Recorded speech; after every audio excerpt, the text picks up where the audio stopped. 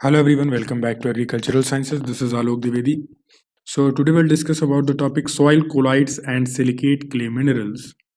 Here we will discuss about the soil colloids, what is soil colloids, clay minerals, then composition of clay, then acid nature of clay, sesquicide clays, and what is allophane. The last topic is what is allophane. So these are all things we will discuss today. Let's begin our session with soil colloids. What is soil colloids? Soil colloids क्या है? सबसे पहले तो आप ये समझिए कि soil collide का मतलब क्या है। देखो, कोलाइड वर्ड मेन है आपके लिए। सॉइल आप सभी जानते हैं कि सॉइल क्या होता है। देखो, सॉइल कोलाइड्स बेसिकली क्या है, ये सॉइल में जो सॉलिड पार्टिकल्स होते हैं जो कि क्ले या ऑर्गेनिक मैटर से बने होते हैं और जिनका साइज बहुत ही स्मॉल होता है, उसे आप कोलाइड्स बोलते हो, उसे आप सॉइल कोलाइड्स बोलते हो, आप ऐसा कह सकते हो। बेसिकली जो इनका डायमीटर रहता है वो 0.01 टू 10 माइक्रोमीटर्स तक का हुआ करता है। ठीक है, इतना साइज जो है आपका इसका होता है। और मैं आपको बता दूं कंपोजिशन के बारे में सॉइल कोलाइड्स के, तो बेसिकली सिंगल मिनरल या फिर ह्यूमस से बने होते हैं ये, या फिर आप कह सकते हैं दोनों मिक्स रहते हैं। ये दोनों चीजें आपको इसमें मिल जाती हैं। ठीक है, चलिए अब हम आगे बढ़ते हैं। इसके पूरे पॉइंट्स जो आपको यहाँ पर जानना जरूरी है। देखो, सॉइल जो कोलाइडल पार्टिकल्स होते हैं ये स्मॉलर होते हैं 1 माइक्रोमीटर से भी जो है डायमीटर में। कोलाइडल्स जो हैं, जो कोलाइड्स हैं, ये सॉल्यूबल नहीं होते हैं पानी में, है ना। जैसे कि मैंने आपको बताया कि क्या है, ये सॉलिड पार्टिकल्स हैं। तो ये क्या है कि सॉल्यूबल नहीं होते हैं, वाटर में सस्पेंडेड रहते हैं और प्रेसिपिटेट की तरह नीचे भी नहीं बैठते पानी में कि सेटल डाउन हो जाए, तो ऐसा कुछ भी इसमें नहीं होता है। ब्राउनियन मूवमेंट होता है इसमें, यानी कि रैंडम ब्राउनियन मूवमेंट क्या होता है। देखो, ब्राउनियन मूवमेंट होता है कि रैंडम मूवमेंट हो पार्टिकल्स का किसी फ्लूइड में, जो कि कांस्टेंट कोलिजन्स के थ्रू हो रहा है ये मूवमेंट, है ना। तो यही आपका ब्राउनियन मूवमेंट कहलाता है। तो इसी ब्राउनियन मूवमेंट की तरह ये जो कोलाइड्स हैं ये मूव करते रहते हैं जब इनको आप वाटर मिल जाता है सॉइल को तब। ठीक है, कोलाइडल सॉल्यूशन क्या होता है और ट्रू सॉल्यूशन क्या होता है, ये चीज समझने वाली चीज है कि साइज ऑफ पार्टिकल्स जो कोलाइडल सॉल्यूशन में होता है वो 10⁻⁻⁶ टू 10⁻⁹ के बीच में होता है ना। बिटवीन 1 नैनोमीटर टू 1 माइक्रोमीटर आप कह सकते हो। ये कोलाइडल सॉल्यूशन का साइज है 10⁻⁶ टू 10⁻⁹ अब 1 नैनोमीटर टू 1 माइक्रोमीटर। ठीक है, ऐसे कह सकते हो आप। ट्रू सॉल्यूशन की बात करें तो size of particles true solution में लेस देन 1 nm होते हैं, 1 नैनोमीटर डायमीटर से जो है लेस होता है इसमें। ठीक है, तो एक बार आप इस चीज़ को रिवाइज कर लो फॉर अ मिनट। मैं तब तक वीडियो को पॉज करता हूँ, जैसे कि आप एक बार इसको खुद से पढ़ लीजिए और समझ लीजिए। अगर कुछ समझ में नहीं आता है तो आप उसे कमेंट सेक्शन में बता सकते हैं।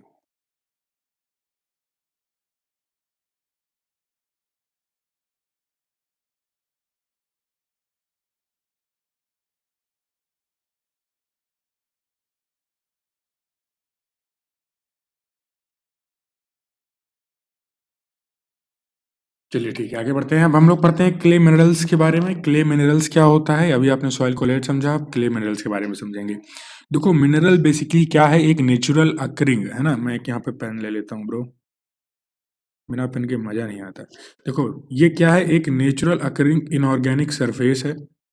ठीक है, एक मिनरल क्या है, एक नेचुरल अकरिंग सब्सटेंस है, ऐसे आप कह सकते हो, जो कि एक डेफिनेट केमिकल कंपोजिशन होता है जिसमें, लेकिन फिजिकल प्रॉपर्टीज इसकी क्या होती हैं, स्पेसिफिक होती हैं, डिस्टिंक्ट होती हैं, अलग अलग होती हैं। ठीक है, सभी मिनरल्स की, जिसमें कि हम पहले बात करेंगे प्राइमरी मिनरल्स के बारे में, फिर डिस्कस करेंगे सेकेंडरी मिनरल को। प्राइमरी मिनरल की बात करें तो ये क्या कह रहा है, कह रहा है कि ओरिजिनल कंपोनेंट्स ऑफ रॉक, की क्या है, ओरिजिनल कंपोनेंट ऑफ रॉक है, जनरली एनहाइड्रस होता है and originally found by cooling. कैसे बनता है प्राइमरी मिनरल, तो ये बाय कूलिंग के थ्रू बनता है, फॉर्म होता है, एंड सॉलिडिफिकेशन के प्रोसेस से, जैसे कि मोल्टन मास का जब सॉलिडिफिकेशन होता है। एग्जांपल फेल्डस्पार, माइका और जो हॉर्न ब्लेंड है, ये सब प्राइमरी मिनरल्स के थ्रू आपको मिलेंगे, है ना। ये सब प्राइमरी मिनरल्स की कैटेगरी में आते हैं। ओरिजिनल कंपोनेंट है रॉक के, जनरली एनहाइड्रस होते हैं। एनहाइड्रस का मतलब क्या होता है आप मुझे कमेंट में बताएंगे, बहुत ही आसान है। हाइड्रस, हाइड्रो से आप मतलब समझ लो इसका। ठीक है, इसी से रिलेट कर लो, होशियार हो समझ जाओगे। ठीक है, होशियार क्या हो, थोड़ा सा भी आप हाइड्रो के बारे में जानते हो तो पता लगा लोगे एनहाइड्रस और हाइड्रस क्या होता है। नाम समझ में आ रहा है। देखिए, सेकेंडरी मिनरल्स क्या है, तो ये कैसे फॉर्म होते हैं, ये सब्सिक्वेंट चेंजेस जब होते हैं रॉक में, जैसे कि वेदरिंग और मेटामॉर्फोसिस के थ्रू प्राइमरी मिनरल्स में, तब ये क्या होते हैं, हाइड्रस इन नेचर हो जाते हैं। और ये जो मिनरल्स तब फॉर्म होते हैं वो कैलोनाइट और मोन्टमोरिलोनाइट और इलाइट और लिमोनाइट, ये सारे जो मिनरल्स आपके फिर बनते हैं वेदरिंग एंड मेटामॉर्फोसिस वाले प्रोसेस से गुजरने के बाद, तो इन्हें आप सेकेंडरी मिनरल्स का नाम देते हो। ठीक है, यानी प्राइमरी मिनरल में जब आपका क्या होता है, सब्सिक्वेंट चेंजेस आते हैं weathering and Metamorphosis of primary minerals की वजह से, जैसे कि वो हाइड्रस इन नेचर हो जाते हैं, तो वो आपका सेकेंडरी मिनरल बन जाता है प्राइमरी मिनरल। ठीक है, तो ये चीज़ आपको याद रखनी है। कंपोजिशन ऑफ क्ले की बात करें तो कॉमन क्लेस जो है बेसिकली सिलिकेट्स के बने होते हैं और इन्हीं को अपन सिलिकेट क्ले बोलते हैं। क्योंकि क्लेस किससे बने हैं, सिलिकेट से बने। ज़्यादातर आपको सिलिकेट से ही मिलते हैं क्लेस। अब इसमें परसेंटेज का खेल होता है, जैसा जिसमें परसेंटेज फिर वैसे ही उसकी प्रॉपर्टीज हो जाती हैं और वैसे ही उसका नाम हो जाता है। ठीक है, और दूसरी बात करें तो और भी जो क्लेज हैं उनमें आपका एल्युमिनियम और आयरन हाइड्रोक्साइड की वजह से बनता है क्ले, तो सस्क्यू ऑक्साइड क्ले कहलाता है, जिसमें इनकी प्रचुरता ज़्यादा होती है, इनकी मात्रा ज़्यादा होती है एल्युमिनियम और आयरन आयरन हाइड्रोक्साइड्स की। मिसेल्स बेसिकली क्या है, तो ये माइक्रो सेल्स है, minute silicate clay colloid particle हैं ऑर्डिनरली, जिनमें नेगेटिव चार्ज जो कैरी करके चलते हैं उन्हीं को आप मिसेल्स बोलते हो। अगर आपसे पूछा जाए कि व्हाट इज मिसेल, तो आप बताओगे माइक्रो सेल सही है, जो कि माइन्यूट सिलिकेट कोलाइडल पार्टिकल है जो कि नेगेटिवली चार्ज को कैरी करता है, यही आपका मिसेल है। आपको इतना ही बताना है, इसके अलावा कुछ भी नहीं बताना है। ठीक है, हॉलमार्क डबल लेयर की बात की जाएगी तो आपने बताना है कि जो मिसेल है मोनेटिवली पास मोनेटिवली पॉजिटिवली, देखो यार थोड़ा सा, चलो, हॉर्मोन्स डबल लेयर क्या है, मैनी पॉजिटिवली चार्ज आयंस और कटायंस जो कि मिसेल्स पर अट्रैक्टेड होते हैं और ये आयनिक डबल लेयर बनाते हैं, इसी को आप हॉर्मोन्स डबल लेयर बोलते हो, है ना। जैसे आप यहाँ पे देखो इस डायग्राम में, ये आपका मिसेल है, ये क्या कर रहा है, नेगेटिव चार्ज को कैरी कर रहा है, लेकिन इसके ऊपर क्या है, मैनी पॉजिटिवली चार्ज जो है आ गए हैं, मैनी पॉजिटिव चार्ज आ गए हैं इसके ऊपर, तो क्या है, कटायंस आ गए हैं, अट्रैक्ट हो गया मिसेल पर, तो इसने आयनिक डबल लेयर बना लिया है और इसी को आप क्या बोलते हो, हॉर्मोन्स डबल लेयर बोलते हो। जब मिसेल के ऊपर many positively charge cations attract हो जाते हैं और आयनिक डबल लेयर बना लेते हैं। तो आई होप अब आपको ये चीज़ क्लियर है, हॉर्मोन्स डबल लेयर क्या है, मिसेल क्या है और सिलिकेट क्ले क्या है, सस्क्यू ऑक्साइड क्ले क्या है, ये चीज़ आपको क्लियर होनी चाहिए। यहाँ पर आपको कोई भी समस्या नहीं होनी चाहिए। अगर समस्या है तो कमेंट सेक्शन में बताइए, तुरंत उसका क्या किया जाएगा, निस्तारण किया जाएगा। अब आगे चलते हैं, hydrated water molecules carried by the absorbed cations is called eastern layer.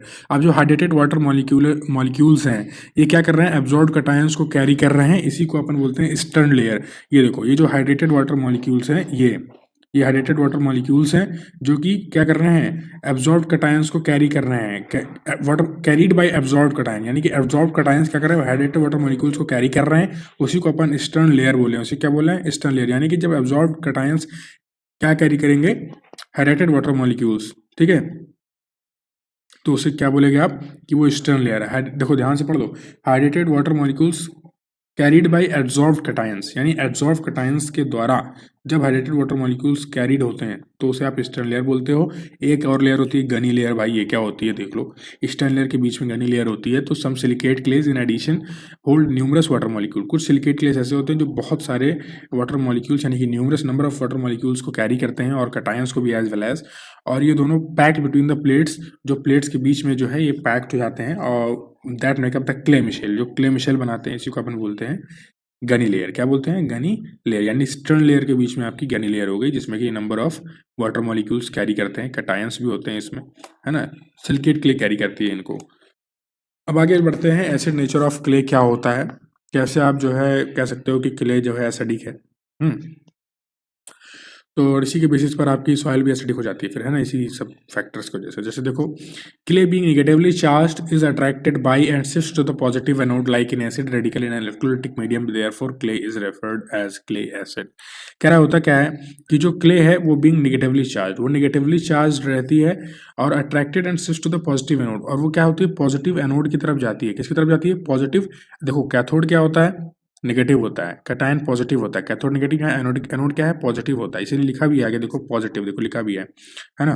तो क्ले क्या आता है, नेगेटिवली चार्ज इस पे होता है जो कि शिफ्ट होता है या अट्रैक्ट किया जाता है पॉजिटिव एनोड की तरफ, एनोड के द्वारा, like acid radicals in the electrolytic medium, यानी कि इलेक्ट्रोलाइटिक मीडियम में सारा खेल हो रहा होता है, रेडिकल्स की तरह जो है ये अट्रैक्ट हो जाते हैं। रेडिकल क्या है आप जानते ही हो। देयरफॉर जब इस तरह की नेचर आपको देखने को मिलेगा इलेक्ट्रोलाइटिक मीडियम में, जब नेगेटिवली चार्ज एनोड की तरफ भागेगा तो आप कहोगे कि क्ले क्या है, एसिड है, यानी एसिडिक क्ले है वो। ठीक है, ये चीज़ क्लियर है। तो इन ह्यूमिड रीजन्स में अगर बात करें तो क्या है, H+ यानी कि H+ और जो Al3+ यानी हाइड्रोजन और एल्युमिनियम प्रिडोमिनेंट अमंग कटायंस होते हैं, यानी कि कटायंस में सबसे ज़्यादा जो है प्रिडोमिनेंस अगर ह्यूमिड रीजन्स में होता है तो हाइड्रोजन और एल्युमिनियम कटायंस का होता है। जब ये डिसोसिएट होते हैं सॉइल मॉइस्चर में तो ये एसिडिक रिएक्शन को इम्पार्ट करते हैं सॉइल सॉल्यूशन में, दस फिर आगे ये बनाते हैं एल्युमिनियम हाइड्रोजन क्ले और फिर या फिर आप उसे एसिड क्ले का नाम देते हो, ठीक है। यानी हाइड्रोजन और एल्युमिनियम ही क्या करते हैं, ये एसिडिक क्ले बनाते हैं, ठीक है।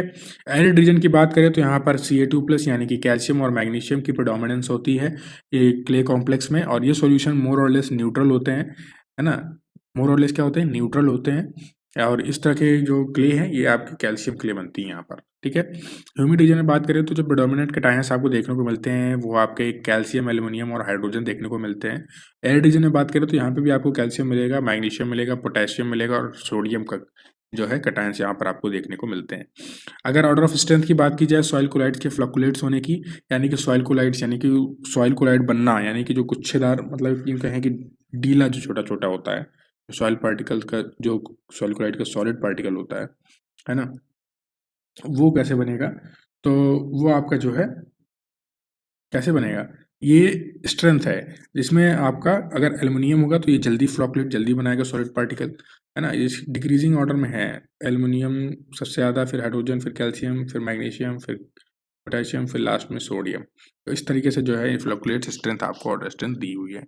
सेस्क्यूसाइड क्लेज़ की बात करें तो बेसिकली ये वो क्लेज़ हैं जो एल्युमिनियम ऑक्साइड्स के द्वारा बनते हैं, है ना? यानी कि सेस्क्यू ऑक्साइड क्ले इनमें जो है ऐसी property does not possess the property of plasticity, इसमें प्लास्टिसिटी भी नहीं होती है, ना ही कोहेजन होता है सेस्क्यू ऑक्साइड क्लेज़ में, ये इसका डिमेरिट है। लो बेस एक्सचेंज कैपेसिटी होता है और फर्टिलिटी भी इसमें अच्छी नहीं होती है सेस्क्यूसाइड क्लेज़ में।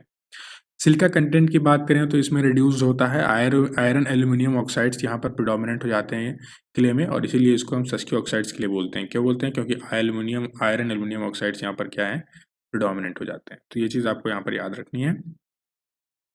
सॉइल टाइप्स की बात करें और सिलिका सेस्क्यूसाइड रेशियो की बात करें तो ब्लैक सॉइल में आपको 3.0 टू 4.3 मिलता है। S grey and black soils में बात करें तो लेस देन 2.5 रहता है। रेड और ब्राउन सॉइल्स में बात करें तो 2.0 टू 2.5 तक। लेटेराइट सॉइल में लेस देन 1.33। तो ये आपके सेस्क्यूसाइड्स क्ले के कुछ सॉइल टाइप्स में आपको मिलते हैं सिलिका सेस्क्यूसाइड रेशियो। अच्छा, अब हम लोग बात करेंगे इस टॉपिक में, इस मतलब चैप्टर में इतना ही आपके लिए इम्पोर्टेंट था और इससे ज़्यादा कुछ इम्पोर्टेंट चीज़ है नहीं इस चैप्टर में, और होता तो मैं आपको बताता ही बताता, इसमें कोई दो राय नहीं है, है ना? लेकिन एक चीज़ मुझे ज़रूर बताना है कि देखो, काफ़ी लोगों ने क्या किया है कि चैप्टर को एक मतलब हौवा बना लिया है और मतलब reading sentence by sentence read करा रहे हैं। अरे भाई क्या मतलब, पूरा जो उनके काम का है उतना बताओ, फालतू का ज्ञान क्यों उसमें दे रहे हो, है ना? तो यहाँ पर आपको जो चीज़ मिल रही है वो फैक्ट मिल रही है, जो एग्ज़ाम में आती है वही मिल रही है। एग्ज़ाम बेस्ड आपको यहाँ पर हम तैयारी करा रहे हैं। यहाँ पर कोई भी ऐसा कुछ नहीं है 3-13 बताया जा रहा है आपको, ठीक है? स्पष्टवादी वाला सीन है यहाँ पर। तो ये चीज़ आप समझ गए हैं, आई होप यहाँ तक तो आपको कोई दिक्कत होगी नहीं। ये रेंज है, ये रेंज आप लोगों को याद रखना है, जो नीचे लिखी हुई है ना? चलो, अब बात कर लेते हैं एलोफेन क्या होता है। तो ये most significant amorphous silicate mineral है। कैसा है? Most significant amorphous silicate mineral है, जो कि क्या है, पुअरली डिफाइंड एल्युमिनियम सिलिकेट है। क्या है ये? पुअरली डिफाइंड, यानी एल्युमिनियम सिलिकेट यहाँ पर पुअरली है, बहुत पुअर है।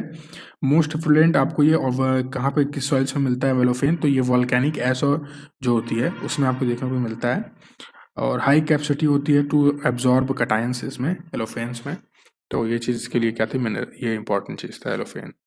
और भी फर्टिलिटी हैं, जैसे कि और भी इसके एग्जांपल्स हैं। जैसे कि मैं अगर बात करूं तो क्ले सॉइल में अगर रेशियो की बात करें तो ये हाई होता है, हाई जो सिलिका सस्क्यू ऑक्साइड रेशियो है, तो ये आपको हाई मिलता है किसमें? क्ले सॉइल से मिलता है। वहीं की कोर्स जो होती हैं सॉइल्स होती हैं, कोर्स लाइट सॉइल्स, वहाँ पर आपको ये लो मिलता है ना?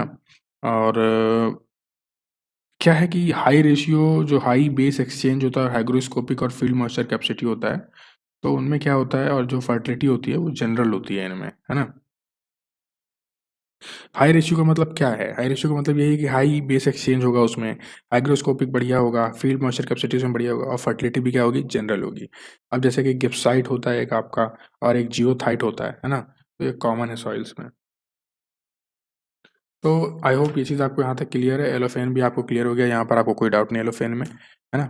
तो इसी के साथ दोस्तों हम इस सेशन को एंड करेंगे, और जिन लोगों ने अभी तक चैनल को सब्सक्राइब नहीं किया वो सब्सक्राइब कर लेंगे। ऐसे useful videos agriculture and science related आपको यहाँ पर मिलती रहती हैं, है ना।